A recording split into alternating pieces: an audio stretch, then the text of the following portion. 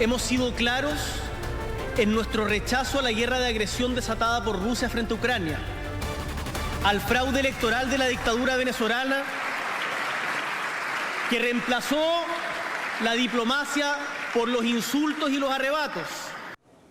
Era el presidente de Chile, Gabriel Boric, quien entregaba este domingo la última cuenta pública de su gobierno.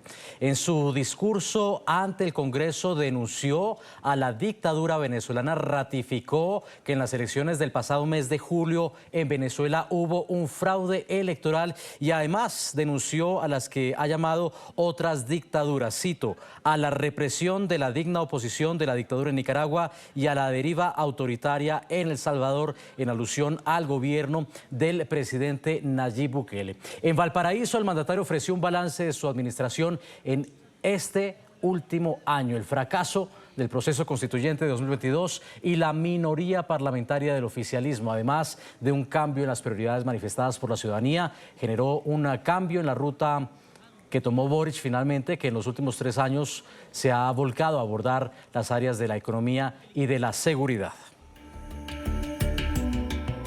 Está con nosotros Alfonso Mena, él es politólogo y máster en comunicación política. Alfonso, bienvenido a NTN 24.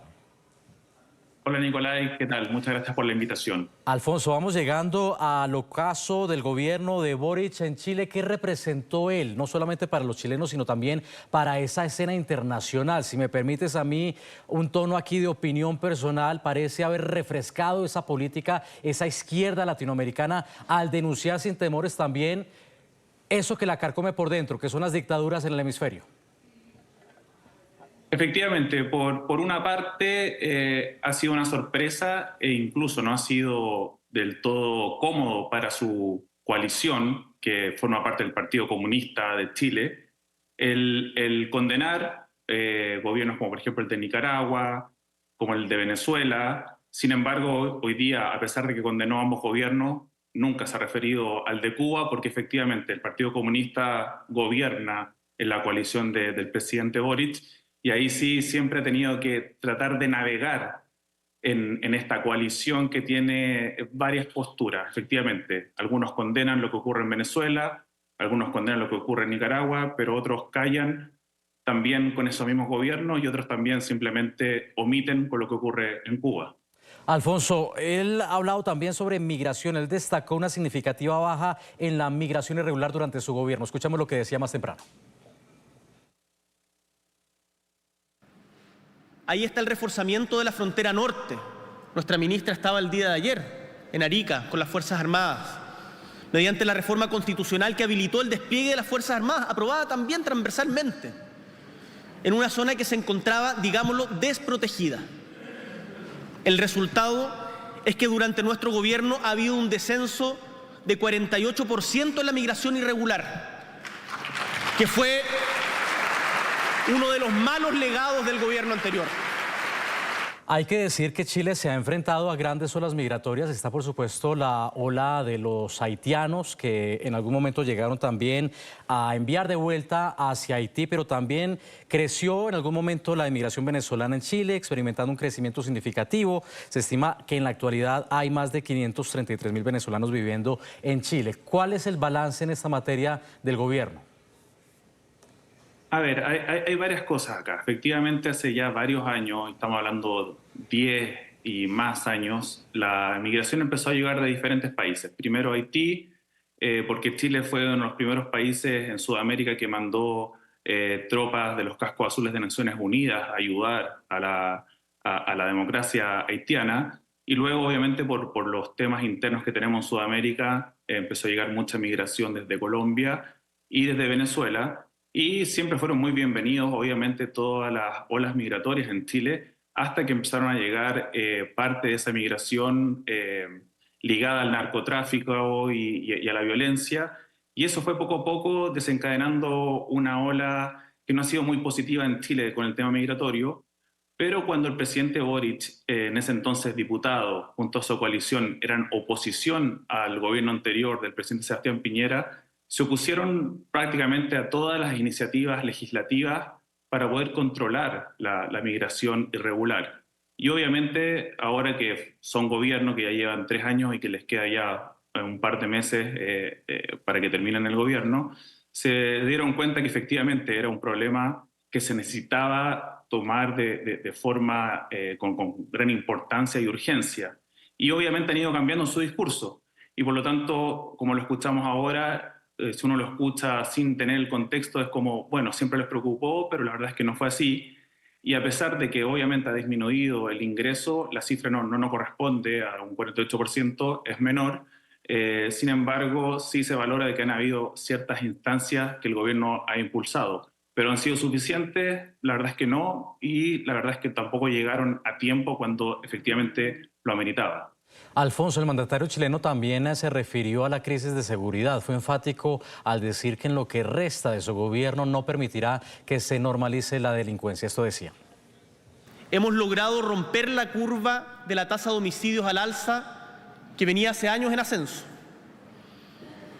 con un trabajo serio y sostenido de Carabineros, de la PDI, de la Fiscalía, de los gobiernos regionales y de los municipios, a todos quienes agradezco. Pero el Estado no está para buscar excusas ni solazarse, sino para dar soluciones. Porque quiero decirles, chilenos y chilenas, que no permitiremos jamás que se normalice la delincuencia, sea del carácter que sea.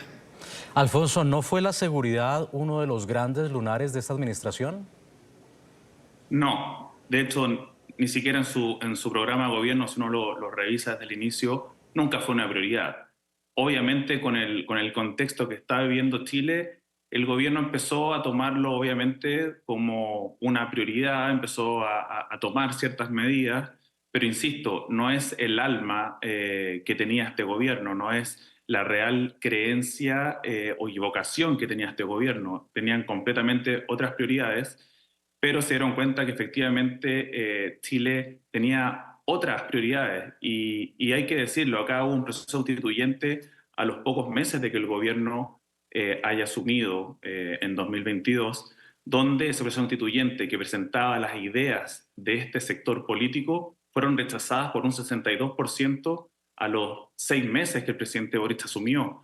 Entonces ahí tuvo que cambiar su hoja de ruta por completo y ahí tuvo que empezar a escuchar cuáles eran realmente las prioridades para los chilenos. Entre ellas, lo que hablábamos anteriormente, migración y seguridad, que es lo que estábamos viendo en este minuto.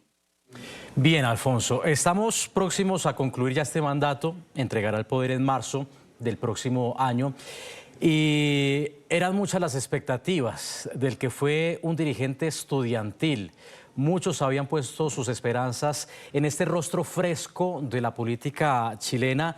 Cumplió con las expectativas, me parece que entró con mucha fuerza, pero se va quizá desairado, con una crisis de popularidad.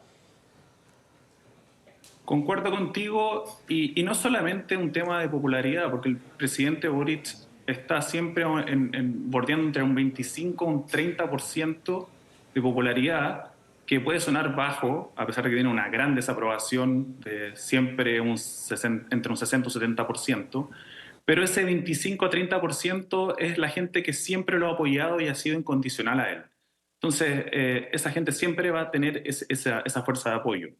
Sin embargo, yo creo que si uno le pregunta a esa gente si realmente está contenta con todo lo que ha hecho el presidente, esa misma gente te va a decir que no. ¿Por qué? Porque efectivamente llegó a refrescar la política. Llegaron con un discurso de que eran distintos el Frente Amplio, esta izquierda más radical que venía a darle un aire fresco a la política porque eran más jóvenes.